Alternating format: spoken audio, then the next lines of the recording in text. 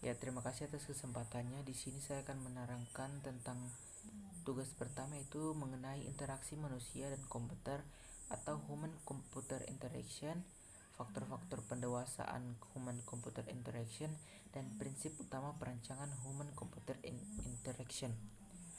Yang pertama itu interaksi manusia dan komputer.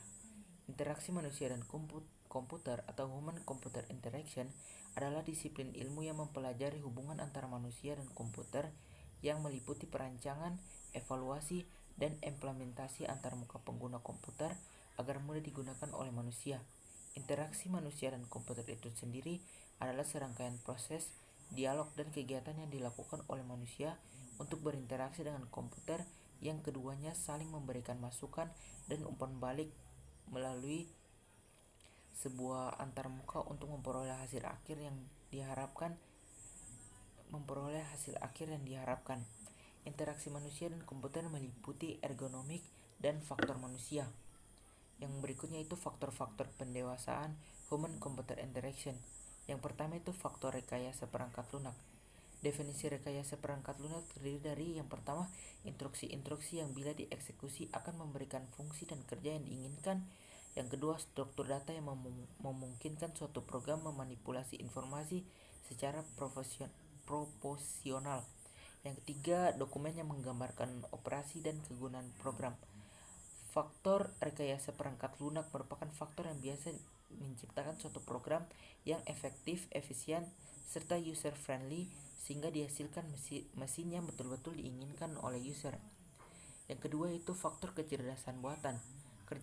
Kecerdasan buatan merupakan bagian ilmu komputer yang bertujuan agar komputer dapat melakukan pekerjaan seperti dan sebaik yang dilakukan manusia, serta menggabungkan cara berpikir manusia dengan mesin untuk mengambil keputusan, memecahkan masalah, dan pembelajaran. Faktor ini berperan penting dalam pengembangan IMK sehingga akan tercipta sistem yang betul-betul menyerupai pola pikir manusia. Contohnya itu seperti robot. Yang ketiga itu faktor linguistik komputasional.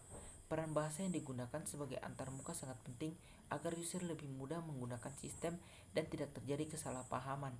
Dibutuhkan komposisi bahasa yang sangat baik yang dapat dengan mudah dimengerti oleh user. Faktor yang berikutnya itu faktor psikologi. Pemahaman akan psikologi orang yang menggunakan software sangatlah dibutuhkan dalam IMK. Mengingat setiap user memiliki sifat dan kelakuan yang berbeda, dalam perancangan program harus diperhatikan siapa target pengguna program, bagaimana lingkungannya, bagaimana perilaku mereka secara umum sehingga hasil program lebih user friendly. Yang keempat yaitu faktor multimedia. Dengan multimedia, tampilan dari suatu interaksi akan menjadi lebih menarik dan lebih mudah dimengerti oleh pengguna. Contohnya, anak-anak sudah biasa memainkan game dan komputer karena ada banyak konteks multimedia di dalamnya, seperti gambar, suara, teks, grafik, dan sebagainya. Faktor antropologi.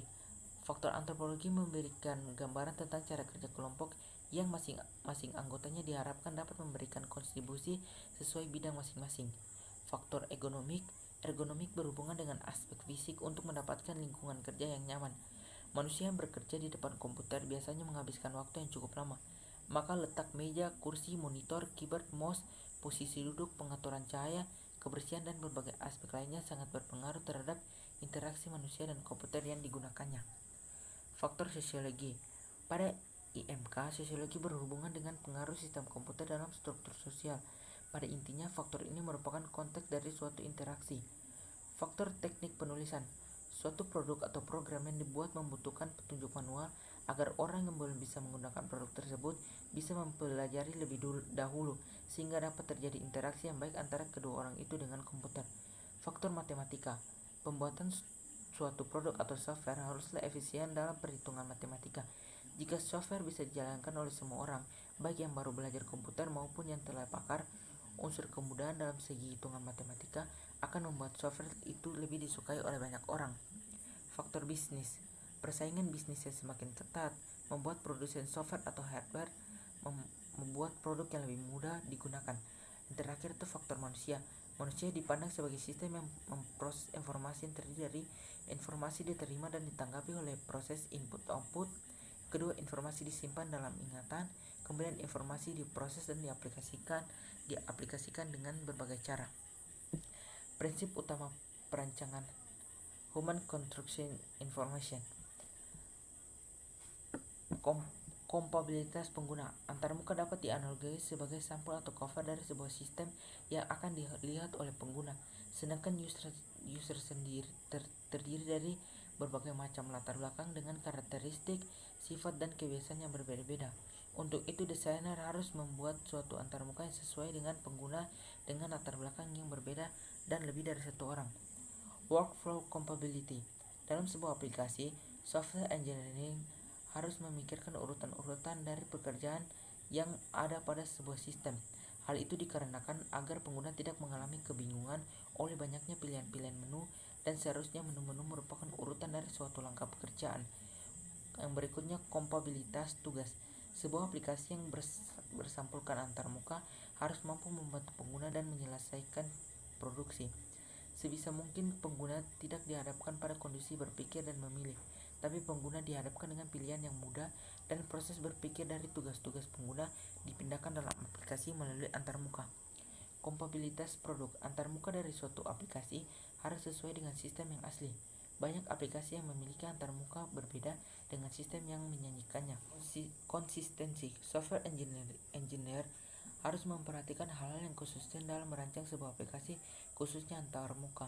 Contohnya penerapan warna, struktur menu, font, format desain yang seragam, sehingga pengguna tidak mengalami kesulitan saat pindah posisi pekerjaan. Keakraban. Salah satu sifat dasar manusia adalah mudah mengingat hal-hal yang sudah sering dilihatnya atau didapatkannya. Antarmuka sebisa mungkin didesain sesuai dengan antarmuka pada umumnya, dari segi tata letak, model, dan sebagainya. Hal ini dapat membantu pengguna beradaptasi dengan cepat dengan sistem. Simplicity. Kesederhanaan perlu diperhatikan dalam membangun suatu antarmuka. Kesederhanaan di sini lebih berarti sebagai hal yang ringkas dan tidak terlalu berbelit. Pengguna lebih menyukai hal-hal yang bersifat sederhana tetapi memiliki kekuatan atau bobot. Yang berikutnya, kontrol. Prinsip kontrol ini berhubungan dengan tingkat konferensi user yang selalu berubah-ubah. Kejadian salah ketik atau salah entry merupakan hal yang biasa bagi seorang pengguna. Oleh karena itu, software engineer harus mampu menanggulangi hal-hal tersebut. WYSI-WYG. Apa yang Anda lihat adalah apa yang Anda dapatkan, atau apa yang didapat adalah apa yang dilihat. Contoh penerapannya adalah sebagai berikut. Apa yang tercetak di printer merupakan informasi yang terkumpul dari data-data yang terlihat di layar monitor pada saat mencari data. Hal ini juga perlu menjadi perhatian insinyur perangkat lunak pada saat membangun antarmuka. Informasi yang dicari atau diinginkan harus sesuai dengan usaha dari pengguna pada saat mencari data, dan juga harus sesuai dengan data yang ada pada sistem aplikasi atau perangkat lunak. Jika sistem memiliki informasi yang lebih dari yang diinginkan pengguna, dibuat pilihan atau opsional sesuai dengan keinginan pengguna. Bisa jadi yang berlebihan itu justru tidak diinginkan ke pengguna. Yang mendasar di sini adalah harus sesuai dengan kemauan dan pilihan dari pengguna. Yang berikutnya itu fleksibilitas. Merupakan bentuk dari solusi dapat menyelesaikan masalah. Software engineer harus membuat berbagai solusi penyelesaian untuk satu masalah. Sebagai contoh, adanya menu, hotkey, dan model dialog lainnya. Responsiveness. Setelah pengguna memasukkan suatu inputan atau data ke dalam aplikasi melalui sistem antarmuka, sebaiknya sistem langsung memberikan tanggapan atau respon dari hasil data yang diinputkan. Hal ini didasarkan pada sifat manusia yang semakin dinamis dan tidak mau menunggu. Yang berikutnya, invisibility teknologi. Aplikasi yang dibuat memiliki kelebihan tersembunyi. Bisa saja kelebihannya itu berhubungan dengan sistem yang melingkupinya. Contoh, adanya pengenalan suara sebagai media inputan. Yang terakhir itu protection. Yang dimaksud di sini adalah penggunaan merasa nyaman dan tetap merasa nyaman ketika melakukan kesalahan. Contoh, ketika pengguna melakukan penghapusan atau menghapus file tanpa sengaja, menjadikan angka yang diatur karena misal ada recovery tools seperti undo, resize, bin, dan lain-lain. Ya, sekian dan terima kasih.